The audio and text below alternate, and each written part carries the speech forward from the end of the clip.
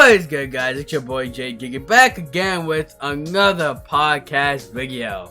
So, continuing off where we left off in the previous arc for the Index franchise, it's time we discuss the next arc. Specifically, the next two arcs. The Big Spider arc and the Poltergeist arc on the Railgun side, because the Big Spider arc was very small. And we're going to be covering that. And of course, with me today to help me discuss this is Parzival. Hey JJ, thanks once again for having me. I'm really excited to talk about these two arcs.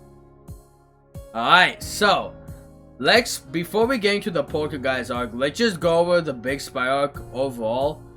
So, do you want to take this or do you want me to? Yeah, I got it. So, the Big Spider arc is an anime exclusive arc that mainly focuses on the supporting character of Konori, who is a judgement officer that's closely related to this case of the Big Spiders.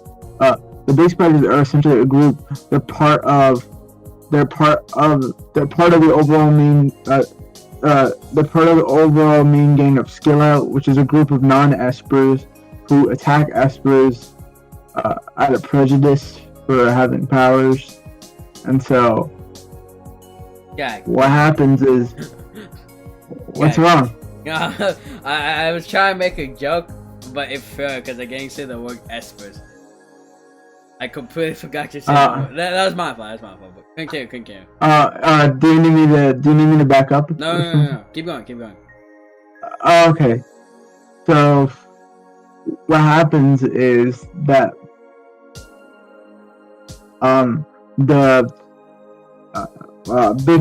Big Spiders group have this device called Capacity Down, which essentially subdues all the powers of nearby espers when activated.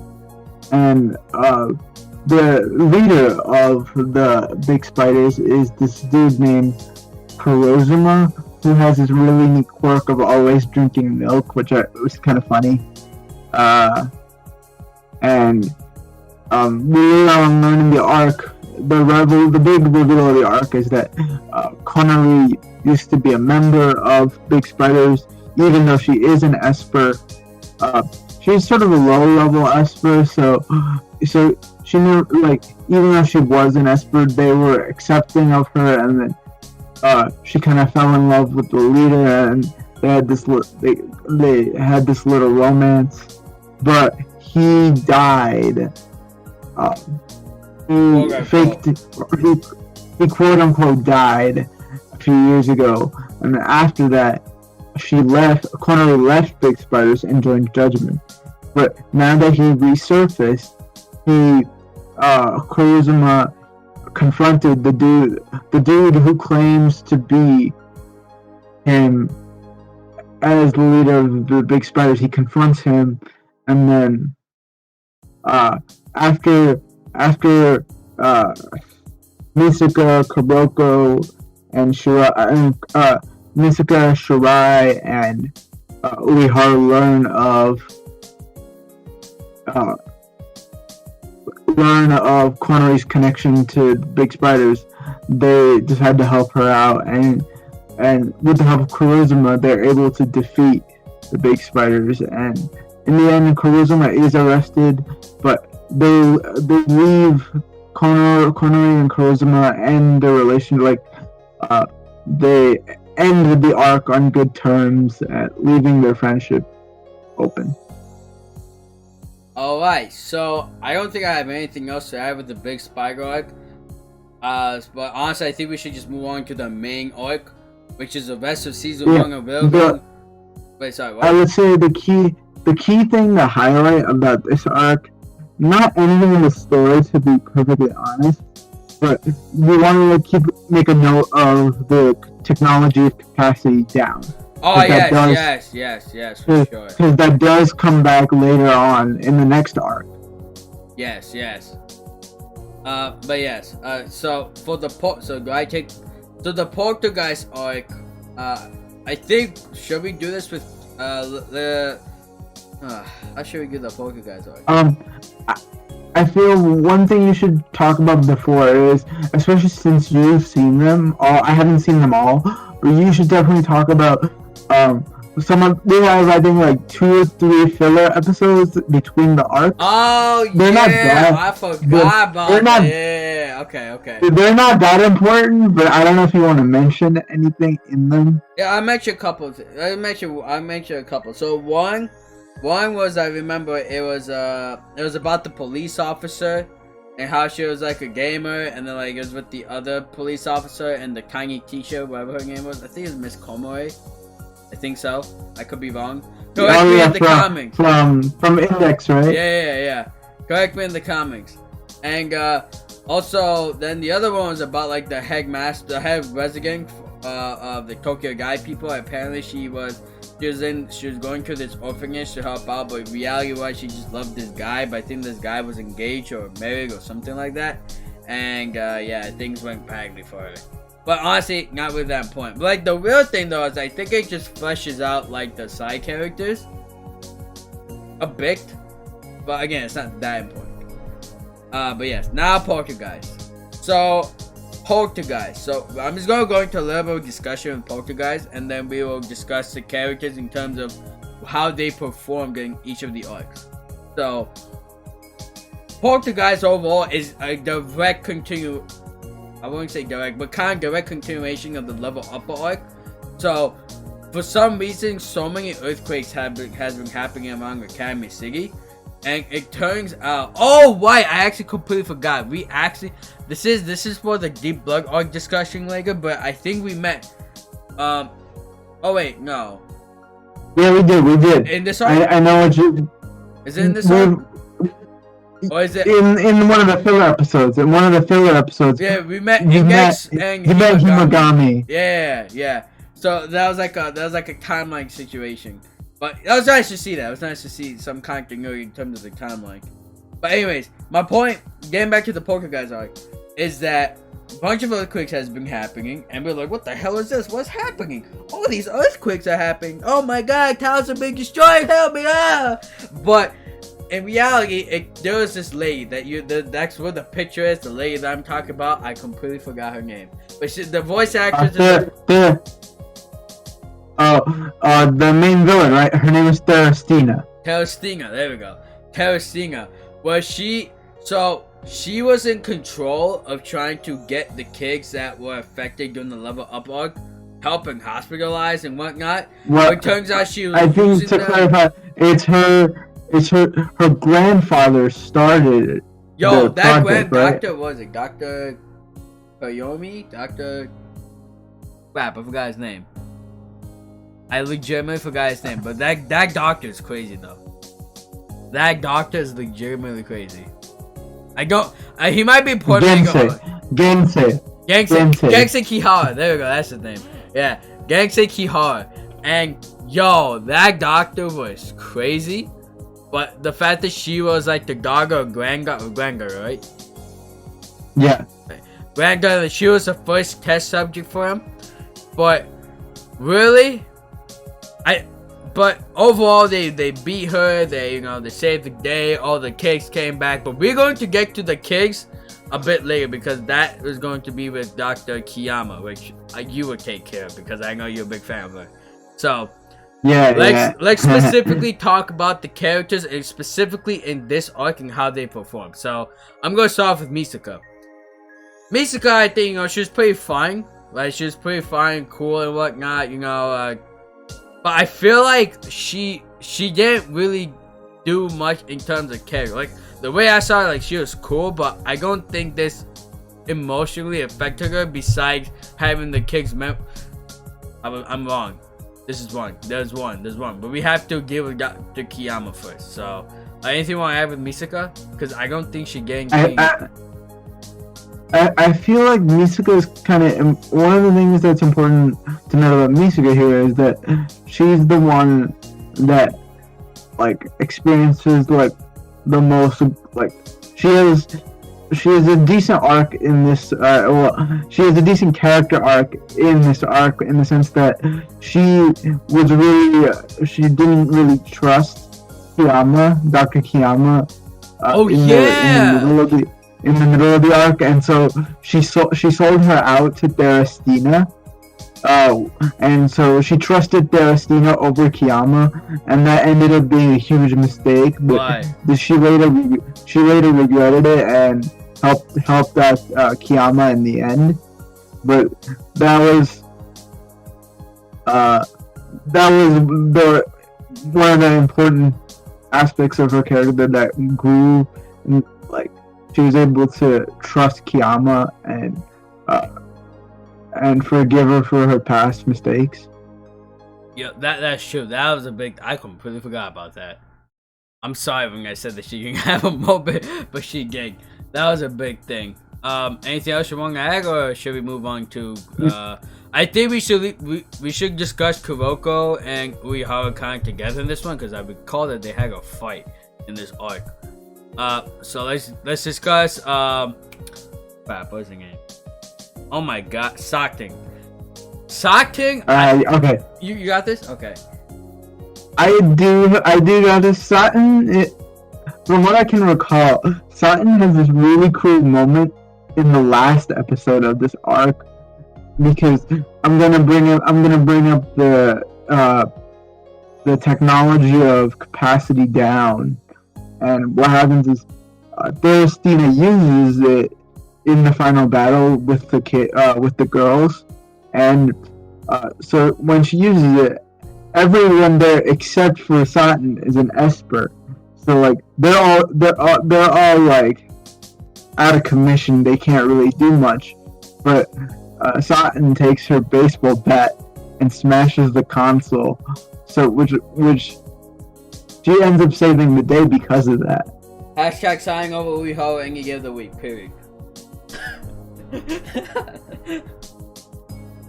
Yeah, I second that. Yep. Yeah.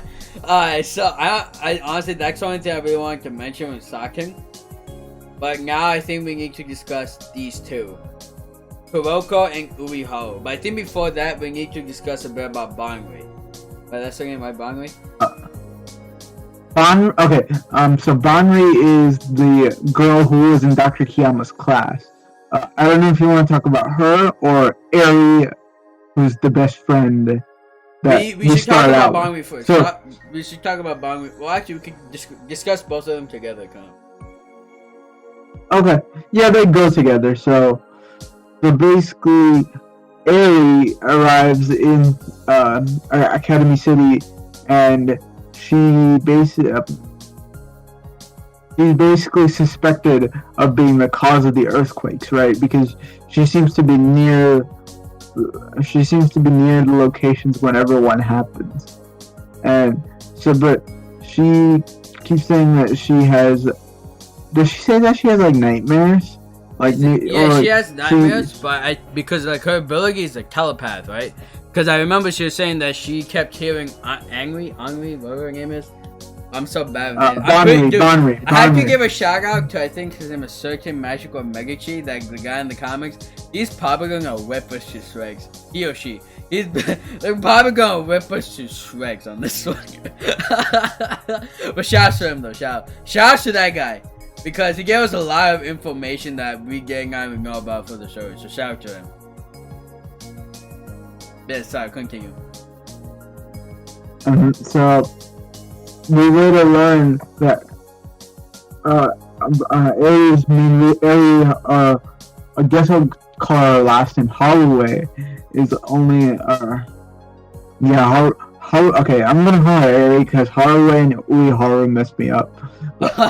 Ari is there because she's looking for her friend, and then the big reveal is that her best friend is actually Banri, who we saw earlier in the Level Up arc in a flashback of when they were developing Dr. Kiyama's backstory, and how she kind of let these kids down, and she bears the burden of them being like comatose. Yeah. And the thing is, I think we sort of glossed over the fact that this is like really shocking that Dr. Kiyama is even out of jail, because in the beginning, Misaka even thought that Dr. Kiyama was still locked up. So to see her out and about, she was really shocked. And, I think she got and that was also out, one of the. Yeah, she got bailed out. Okay. Is there anything else we need to add to this? I have nothing to add on those two. Because I think we specifically kind of need to talk about. I'm going to take this one. Kuroko and. Kuroko, Shirai, not Kuroko no basket. Kuroko, Shirai, and Uriharu. Specifically, their fight. All I gotta say is, yo, man, their fight was crazy. Like, dude, that shit was kind of intense a bit. But the reason why they were fighting was because Shirai suspected Banri for the earthquakes and stuff, and like Uriharu was like, "How can you suspect her? She's my friend." Oh no, I just went to the ghost voice because that's honestly how I picture Uriharu, honestly. But how could I suspect the friend, and then Shirai was like, she is like a culprit. Like they're both are fighting in their own sense, and they had a big fight. And I kind of really liked also when they fought, they like with the help of Misaka and stuff, they really showed how much of a good team both Shirai and Uriharu is, and what they both need each other. Like they both truly need each other. I really like that about the relationship. That was one of the big highlights for me on those two. And also besides those two, yeah. But yeah, that's all I gotta say on that front. Oh, and one more thing, the Fang lady, Mitsuku Kongo, where she showed up a bit to fight the mechs. I remember that. That also happened. Oh yeah. But we'll get to, she's not that important from what we're seeing, but who knows. But anyways. And what else should we talk about? Do you have anything to add on those two, Shirai and Uriharu? No, I think you covered it. Alright, then I think the next big thing that we need to talk about, because we keep mentioning her, is Dr. Kiyama, and I'll let you take this one. Dr. Kiyama, she best character of this arc, of both, like, oh my god, yeah, like so good.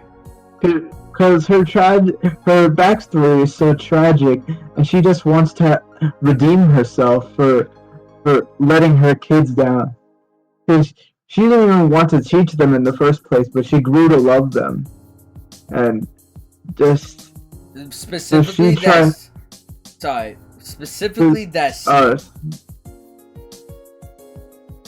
one? The scene where like Misaka is there, the fog face doctor. Where Banri's like, "I trust you, teacher." Is that the one? No, not that. That was last arc.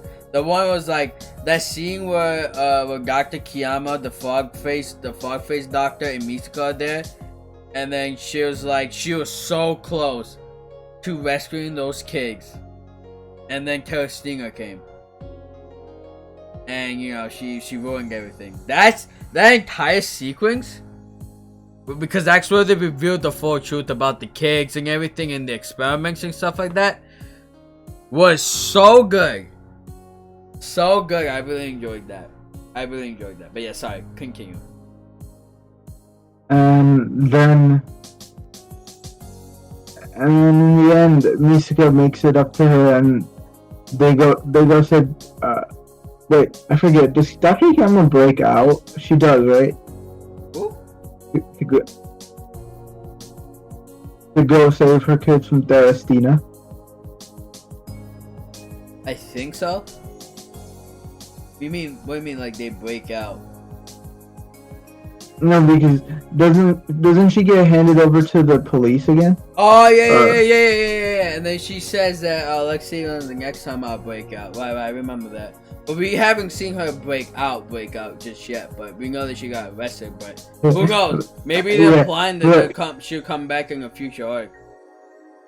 Yeah, but the arc ends on a really sweet note where the kids wish her a happy birthday on a balloon. Yo, like a video projected on a balloon. wasn't in a hospital, so I don't think she's arrested. Yeah, she was in the hospital. Okay, no, then she's not arrested. She was arrested before, but then they cleared her name, I think, because okay. she was wrongfully arrested the second time. Okay. Yeah, that moment because Misaka thought she was the one responsible for like all the earthquakes and stuff. Right. But it was actually Theristina. Yeah. Oh wow, actually, speaking of which, we didn't talk about Theristina at all. I mean, we did.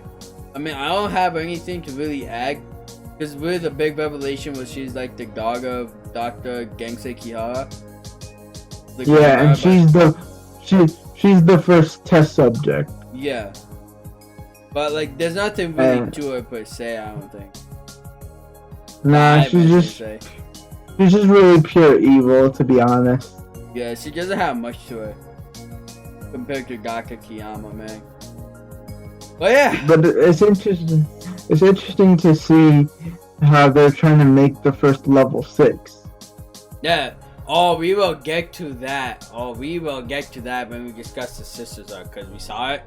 But you know, we gotta go over. Everyone. Gotta go over. But yes. Anyways, we have anything? I think this is like a great place to end the podcast off here. So, what's your ratings of this arc? This arc for me, I would say it's about a 7.5. I gave it a 7 out of 10 on my side. I think level up, but I think I also gave it a 7 out of 10 too. Like, yeah, I wish the villain. I mean, I wish the villain was more compelling for sure. And there's a lot of. Do you count the filler as part of the arc or no? I don't know. I mean, if we count it, are you gonna load the score? No, this is with the filler. Yeah, that's what I'm saying. Same with me. But yeah, it's for me 7 out of 10.